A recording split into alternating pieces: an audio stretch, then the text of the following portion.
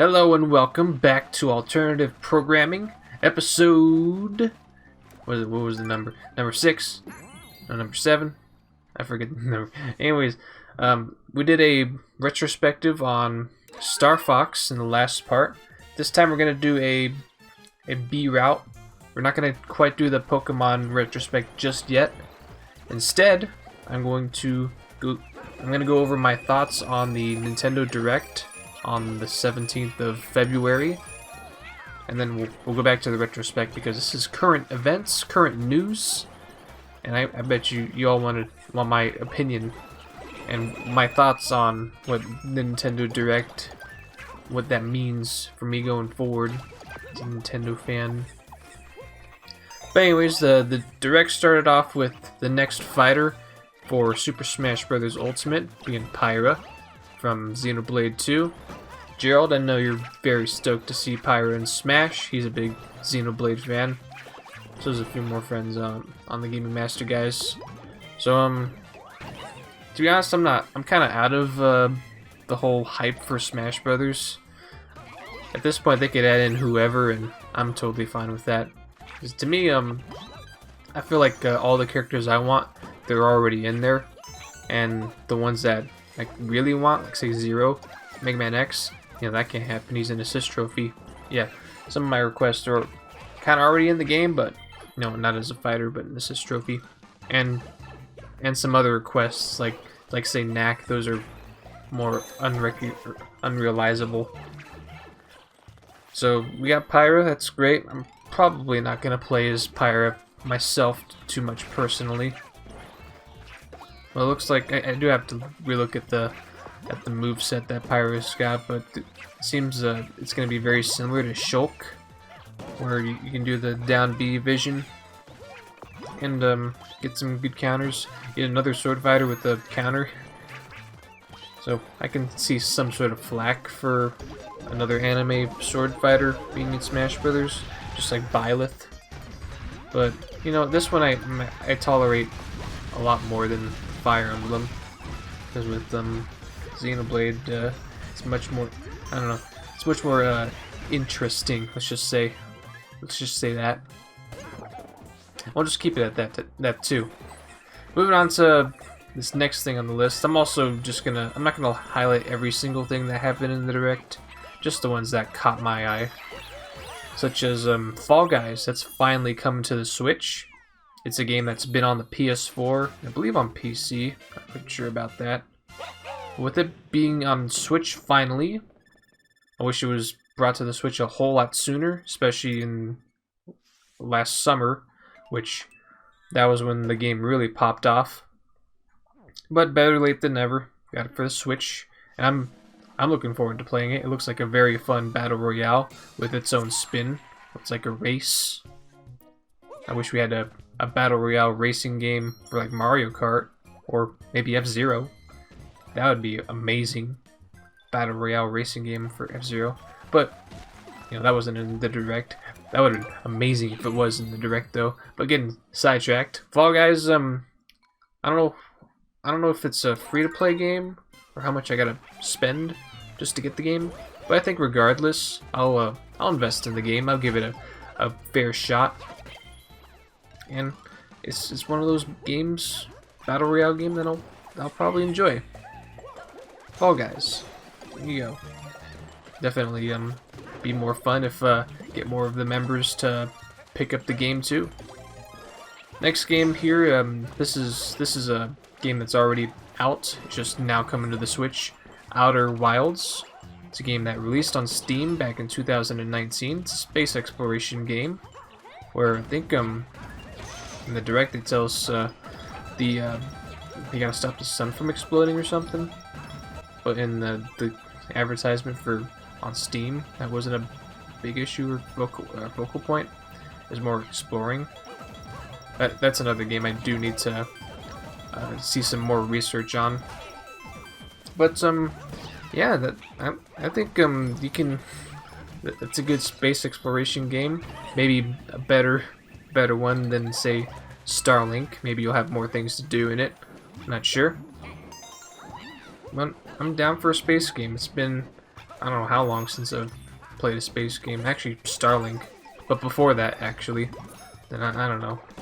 I don't know when the last one I don't know if I played that many space games, which I really do want to play more of. Alright, the next game, this is a first party title, Mario Golf Super Rush. Now, I haven't played outside of Mario Golf Toadstool Tour, I haven't really played that many Mario Golf games. Although I did play the one on 64 very briefly, but then the ones after Toadstool Tour, like the one on the 3DS, I never bothered with. Looked like an alright game. You can play as your Mii, and some of the courses look interesting and a lot more dynamic than they ever were in Toadstool Tour. Some interesting modes in Super Rush involve like racing to the hole, where right after you hit the ball, you gotta sprint all the way to the to where the ball got hit. I thought that was very silly and very over the top, especially when you see the way that your characters are running towards the ball. Like you got a sprint meter and everything, so that's gonna be interesting playing that mode. And then some of the courses in that game that could use a little bit more pizzazz. They look like they're on par with the presentation from Toadstool Tour, though. But we'll see. I think the game will be alright. I just hope that if there's online, then it's optimized. I hope that there's no lag where there shouldn't be.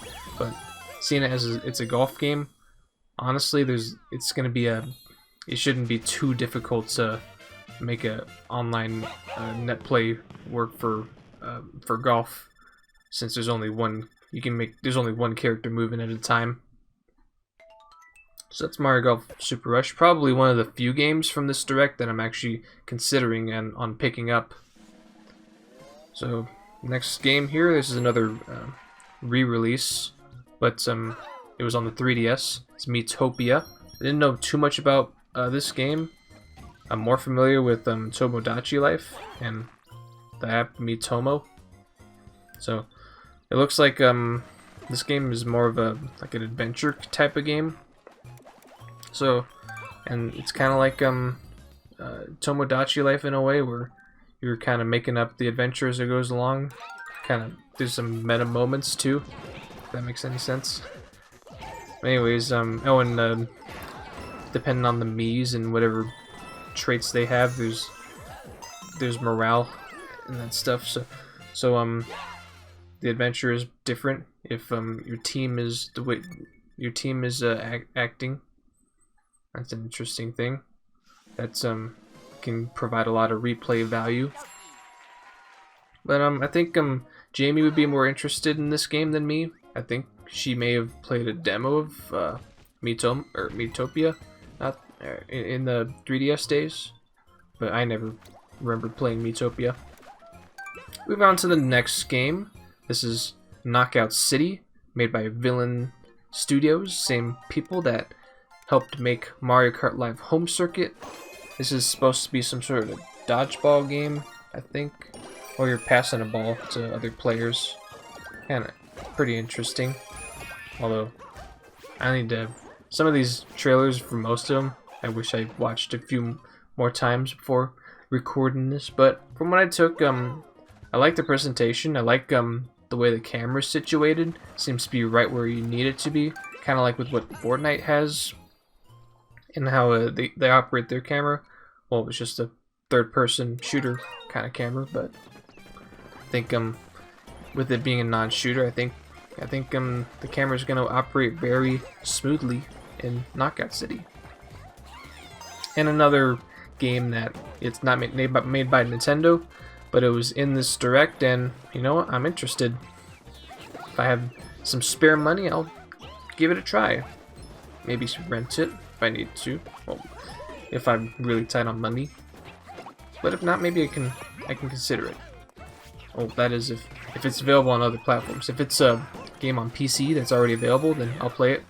You know, just like Outer Wilds that I mentioned a while back. So Knockout City. I'm interested just from the trailer alone, showed in the direct. Next game, we're actually getting to near the end here.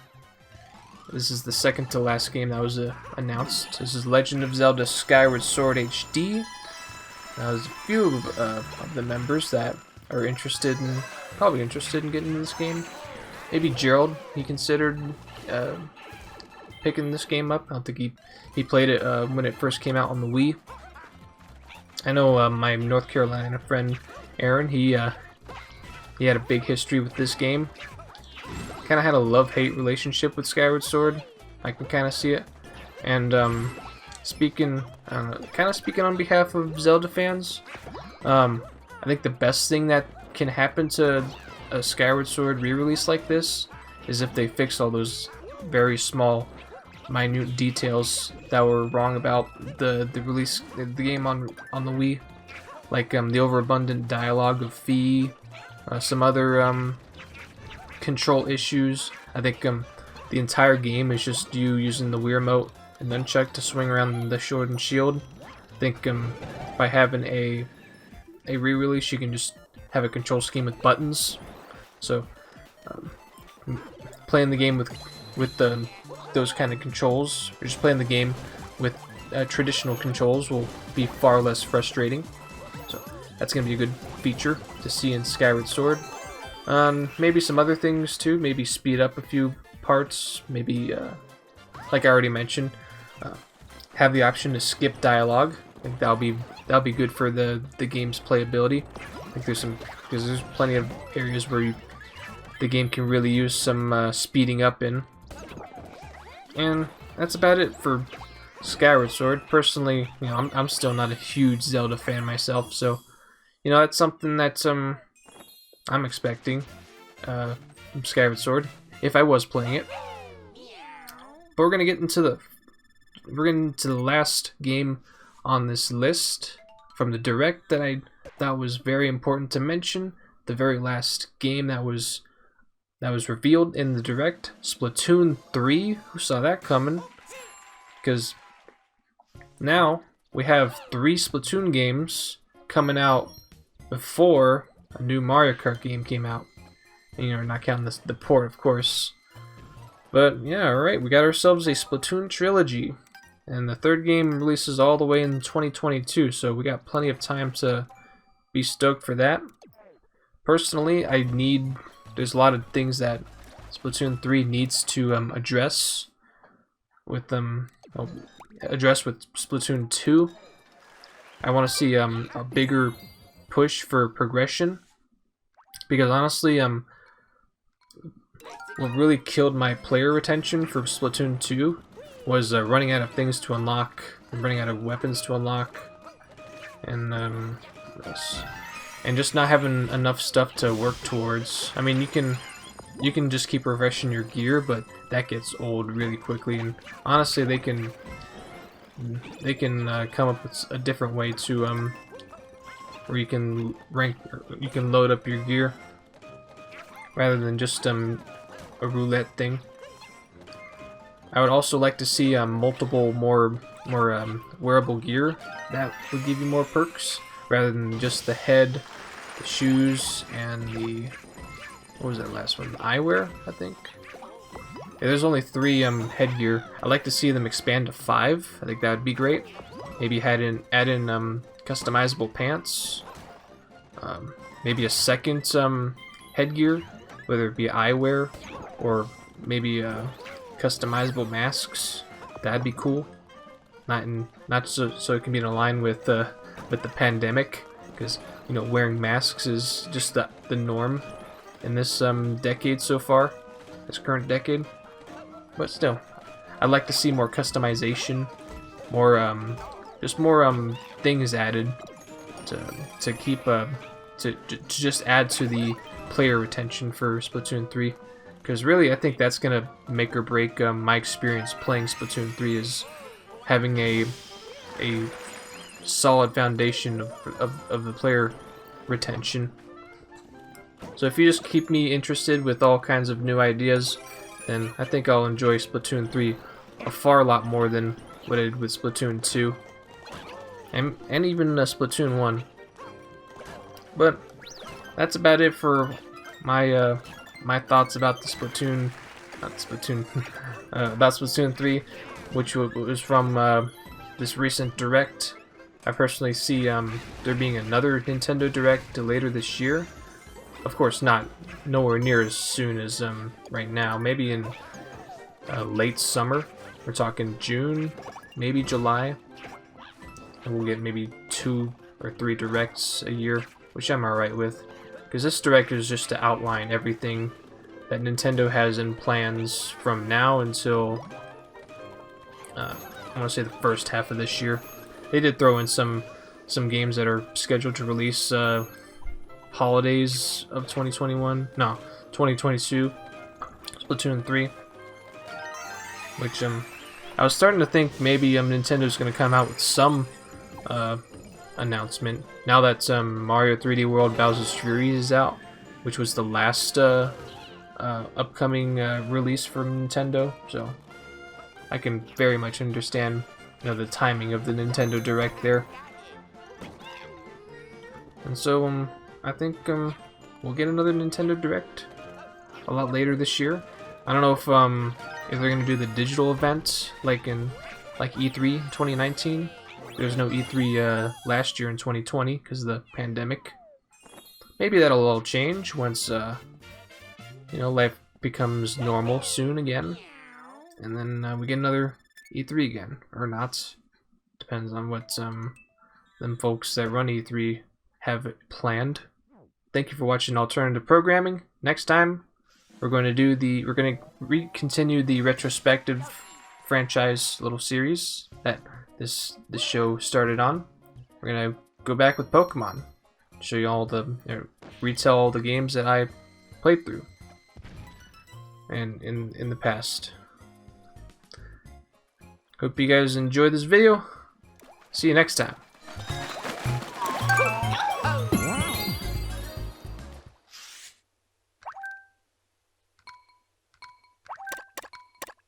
Hello. Luigi time! Let's go! Ho, ho.